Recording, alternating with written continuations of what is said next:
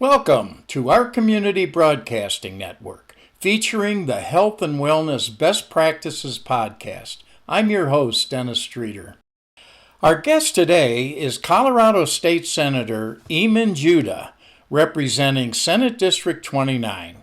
In 2020, she made national headlines after winning her historic election as the first ever Palestinian and Muslim American lawmaker elected to Colorado's House of Representatives.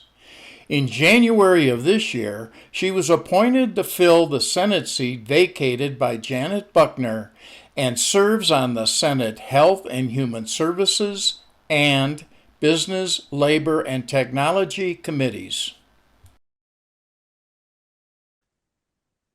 Senator Jodeh, thanks for being with us today. Thank you for having me. I'm kind of excited to have you on. First of all, full disclosure, you're my senator. You're my Yay. state senator. I live Good. in Southeast Aurora, and I'm on towards the bottom of your district. I love that. So I have a real interest in what you do and how you Good. do it, and Good. very, very pleased with the work you've done. Thank you. Yeah, so that's how we're going to go. But you have a fascinating story, so I'd like to kind of let you introduce yourself to the audience and share with us your journey, which is interesting. Yeah.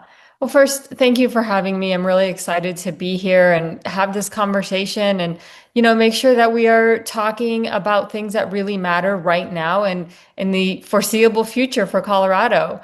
As for myself, I'm a first generation American. I was born to Palestinian immigrants and refugees. They came here in search of their American dream. They came for economic prosperity, security, safety, a lot of things that they were not afforded in Palestine. And I'm the product of that American dream. My siblings are a product of that American dream. We grew up having a small business, which I wouldn't trade for the world. Having the opportunity to run that small business and be in an environment that most people my age at the time wouldn't have experienced. And I think that really set me up for what I was able to accomplish and really set out to do in terms of advocacy.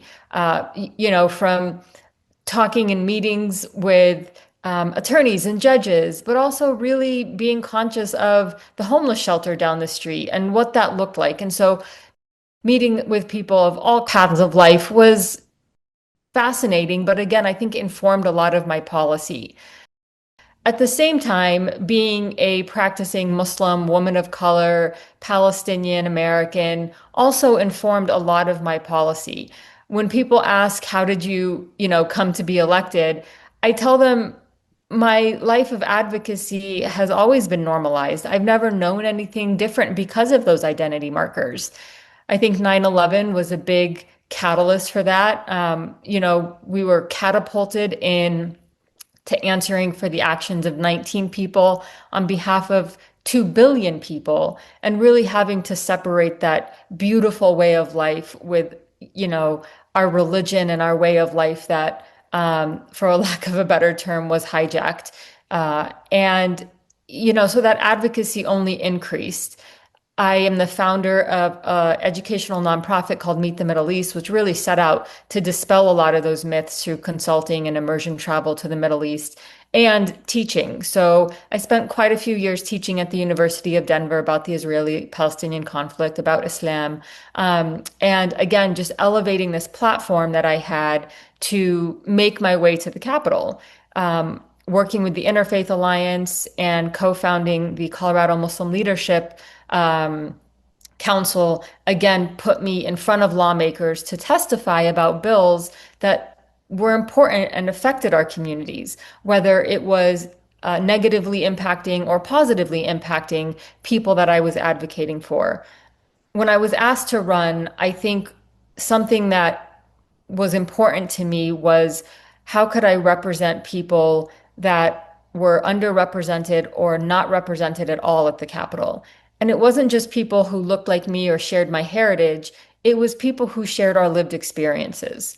And knowing that there were no other electeds that looked like me, shared my religion, or shared my heritage, I felt like it was an opportunity to make sure that we were diversifying the diversity at the Capitol and making sure that everyone in Colorado has true representation at the Capitol. I think that's great story as an immigrant. But I don't know if people really realize how diverse Aurora, Colorado is. I, of course, learned this from my time on the Aurora Chamber in the Diversity and Inclusion Council. And what I learned is Aurora, Colorado, the third largest city in the state, soon to overtake Colorado Springs and become the second largest next to Denver, is the most diverse city in Colorado, and by most metrics is considered the third most diverse city in the entire country. So we have just a wonderful melting pot. Yeah, and I appreciate you bringing it up. I feel incredibly honored and lucky to represent one of the most diverse cities in America. I grew up in my district. I have lived here since I was 3 years old. And so being able to represent my own backyard makes me feel like when I talk about the effects of legislation in my district, I can truly talk about how it's not only affecting my neighbors, but how it really will affect me.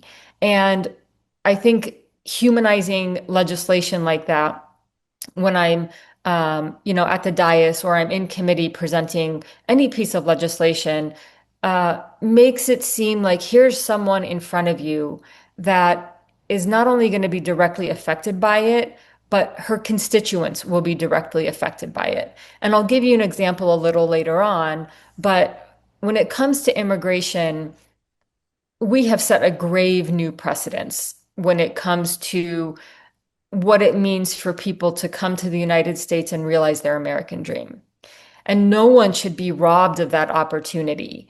I think labeling immigrants and refugees as, folks that don't have the right to life, liberty, and prosperity is honestly a violation of our human rights. And as a Palestinian, human rights is something that very much informs my basic state policy. I think, you know, when a lot of this started to happen in the second Trump administration, we realized that something had to be done and it had to be done very quickly.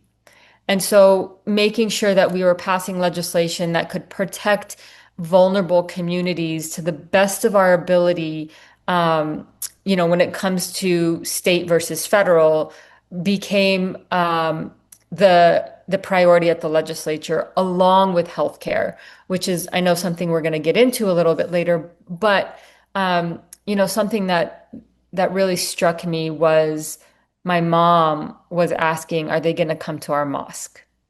And I didn't know how to answer her because we knew we have friends and family that could be targeted. My husband is a naturalized citizen. He was a combat interpreter for our troops. He was the district director for a congressional member of Congress here in Colorado. And I don't think that he is someone who would be spared, regardless of his contributions to not only our country, but our state. And knowing that other Americans, even my constituents, are having a contingency plan to move to other countries that would welcome them the same way that we should be welcoming people who are fleeing any kind of political persecution. I think that the immigration issue in this country is only going to get worse. I am working on legislation this session to make sure that we are protecting, again, those most vulnerable. But there's a cascading event or series of events that can happen when people are afraid of immigration enforcement. That could be anything from, I don't know if I can go to the doctor or to the emergency room if ICE is going to show up. If I am in a domestic violence situation, can I call for help or is ICE going to show up? It's things like that that anyone could be going through, but simply because of their status, they are put at a higher risk of many things that shouldn't be the case at all. Um, you mentioned our melting pot. The way I like to view it is a salad bowl because everything in a salad remains whole. And I want people to feel like they are contributing to their community, to the state, to the United States in a way that makes us like so much more vibrant. That tapestry is very much, um, you know, contributing to the culture that we in Aurora and SD29 value, encourage, and benefit from as Coloradans. I'm so proud that Koreatown is in my district and that, SD29 and Aurora is truly a reflection of the values that America and our Constitution do in fact hold true. That's really important. So now I'd like to kind of veer off into the health issues that we're dealing with, and particularly, I would like you to address what you're currently working on from a legislative standpoint on making our healthcare better. Yeah, so healthcare has kind of become one of my biggest policy priorities in the legislature since I was elected. I live with epilepsy and I, have memories of being diagnosed without insurance and, watching my mom cut a check for $350 for a 15-minute appointment with a neurologist and an equally high bill for my medication that I needed. It was life-saving medication. I watched my dad die of cancer for years, and after he passed, we received a summary of care bill for $1 million. And, we were one of the lucky ones. We had insurance at that point. He was on Medicare. And, but it wasn't lost upon me that many people do not have insurance and that they are one medical emergency away from catastrophic debt, losing their homes. And that to me was a violation of people's basic human rights. And I did everything I could and continue to do to make sure that healthcare really remains a priority when it comes to the way I legislate. I think the Colorado option was one of the biggest things that we did to make sure that, there was an affordable plan on the health exchange and that folks who were undocumented had access to quality, sustainable health care.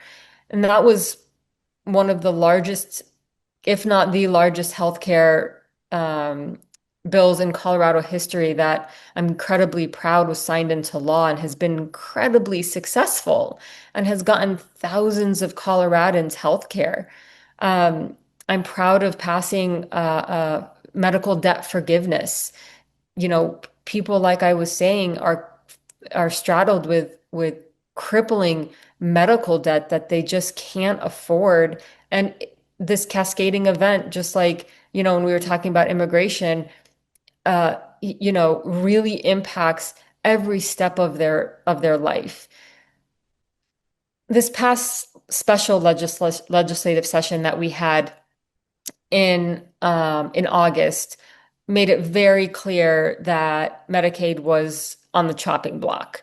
And in Colorado, knowing that we had the Colorado option really put a lot of this at risk. Now, when I saw the writing on the wall well before the elections, and I knew Trump was going to win.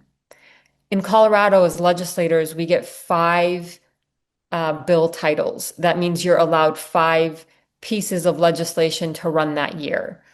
Of course, each of us run many, many more because, we're sponsors of the other chamber. But I was very intentional about leaving two or three of my titles empty because I needed to reserve them for healthcare depending on what was going to happen with the Trump administration after January.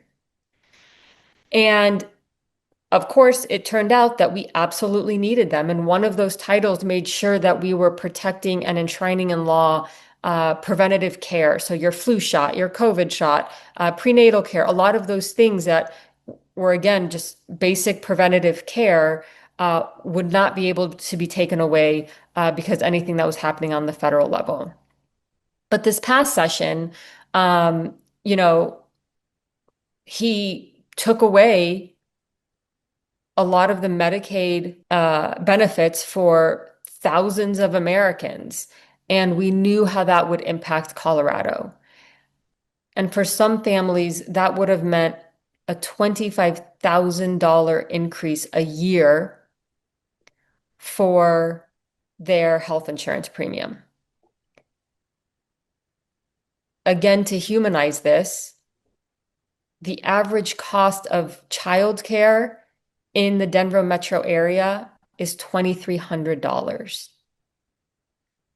So the choices that Coloradans would have to start to make would be devastating, catastrophic. And I can only imagine what it's like if you had more than one child in daycare. So what we decided to do was preemptively protect what we had in Colorado. And we made sure that what we do have in Colorado would remain funded for the next year in 2026. And it was all dependent on what would happen on the federal level. So if the federal level reinstates these tax credits that funded a lot of our programs here in Colorado, um, this bill would be null and void. We wouldn't need it, which is great because then we could save the state money and we could focus on a long-term solution past 2026. Now, that is what I will be focusing on this upcoming legislative session is, in fact, how do we create sustainable healthcare in the event the federal government really guts what we have? And we have a plan in place for the next 3, 4, 5 years. And so it's going to be really important, hard to navigate, but we have to be very innovative and creative with our solutions about how we are ensuring that Coloradans continue to have healthcare. And like I said, that will absolutely be a priority for me. Part of my mission in the Health and Wellness Best Practices podcast is to educate and inform the public. And you are a big part of that educating process. I really appreciate you coming on and sharing this great information with us. You have any final thoughts for us today? I think one of the biggest things that I ask any viewer, anyone in Colorado, any one of my constituents, that to please reach out. If there is something happening in your community, you're the ones that are on the front lines of that issue. And we can't fix it unless we're aware of it. And that could be an array of issues. We talked about healthcare and immigration here. Our work is not exclusive to that, and my policy priorities are not exclusive to that. So when I talk about engagement, it could be simply reaching out to us and expressing an issue, but it could really also be joining a coalition, joining Chronic Care Collaborative, Healthy Colorado, Moms Demand Action, whatever the issue is, there is hands down a good, strong coalition fighting for that piece of legislation that is going to positively impact Colorado, that is going to further our beliefs that our basic human rights should never be violated. What that looks like, past an email or joining a coalition, is coming to testify at the Capitol. When we present a bill as legislators to any committee, there is public testimony. And this is where you have a couple minutes to tell lawmakers who will be voting on this bill your story, how you feel like this is going to be a negative or positive impact. And of course, we have opponents and proponents of every single bill, but we need to hear that. For 6 years before I was elected, that's what I was doing. And I can't tell you how many times a testimony can sway one vote on a committee that could mean passing or failing that bill. Hearing from the public is what makes us do our jobs. It makes us, understand that there are issues we may not be well versed in, but you are. And that's who we need to hear from. You are the experts in what that issue is that is directly affecting you. So we as legislators lean on you.